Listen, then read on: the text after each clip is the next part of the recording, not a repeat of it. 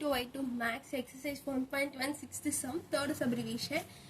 இங்கே வந்து நம்ம வந்து ஏபிசி எல்லாமே வந்து முன்னாடியே கண்டுபிடிச்சி வச்சதுனால அது அப்படியே எடுத்து எழுதிக்கிட்டோம். ஃபஸ்ட்டு வந்து எல்ஹெச்எஸ் வந்து A union B cross C. இதில் வந்து ஃபஸ்ட்டு ஏ யூனியன் பி நீங்கள் வந்து கண்டுபிடிச்சிங்கன்னா 0,1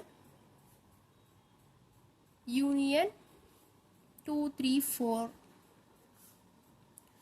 இதை நீங்கள் எல்லாத்தையும் யூனியன் பண்ணி எழுதும் போது உங்களுக்கு என்ன வரும்? 0,1, 2, 3, 4ன்னு உங்களுக்கு வந்து வரும். A union B cross C அப்படின்றம்போது 0,1, 2, 3, 4 கிராஸ் 3, 5 அப்படின்ற இது வந்து உங்களுக்கு வரும். இதை வந்து நீங்கள் எழுதும் போது 0,3, 0,5, 1,3, 1,5, 2,3, 2,5, 3,3, 3,5, 4,3, 4,5 இது வந்து வரும். இதுதான் வந்து ஃபஸ்ட்டு சப்டிவிஷன். இதுக்கு அடுத்து ஆர்ஹெச்எஸ் பார்த்தீங்கன்னா A cross C union B cross C. இது ஏ கிராஸ் சி நீங்கள் பார்த்தீங்கன்னா 0,1 கிராஸ் 3,5, 0,3, 0,5, 1,3, 1,5 இது இதோட இது. அதுக்கு அடுத்து பி கிராஸ் சி கண்டுபிடிக்கணும். பி கிராஸ் சி என்னது? பி வந்து 2,3, 4 கிராஸ் சி வந்து 3,5.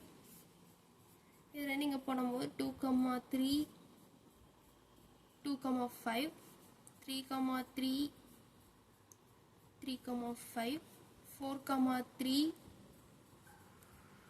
4,5 இது ரெண்டையும் யூனியன் பண்ணி எழுதுறது தான் நம்மளுக்கு இந்த இடத்துல ஆர்ஹெச்எஸ். அப்போ இது ரெண்டையும் யூனியன் பண்ணி எழுதுனீங்கன்னா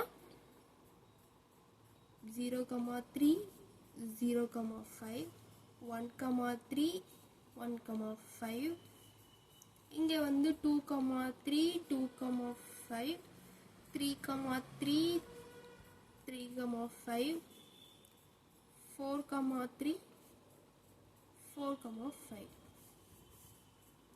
இதுதான் செகண்ட் சப்டிவிஷன். இது ரெண்டுமே வந்து ஈக்குவல். அதனால இந்த இதுவும் வந்து சேம் தான். அதனால நம்ம என்ன பண்ணிக்கலாம், இந்த இடத்துல from 1 and 2 A union B cross C which is equal to A cross C union B cross C அப்படின்னு போட்டு H proved போட்டுக்கலாம். நீங்கள் இந்த இடத்துல வந்து இந்த first subdivision second first from 1 and 2 மட்டும்தான் முன்னாடி போட்டு ஹென்ஸ் ப்ரூவ்டுன்னு எழுதியிருப்போம். இந்த இடத்துல ஒரு லைன் அதே கொஷின் வந்து ஈக்குவல் அப்படின்றதுக்காண்டி இது ரெண்டையும் எழுதி ஹென்ஸ் ப்ரூவ்டுன்னு எழுதிருங்க. Hence proved, hence verified, hence it is true, நீங்கள் எது வேணாலும் எழுதிக்கலாம். இந்த மாதிரி ப்ரூவ் தட் சம்முக்கு. தேங்க்யூ.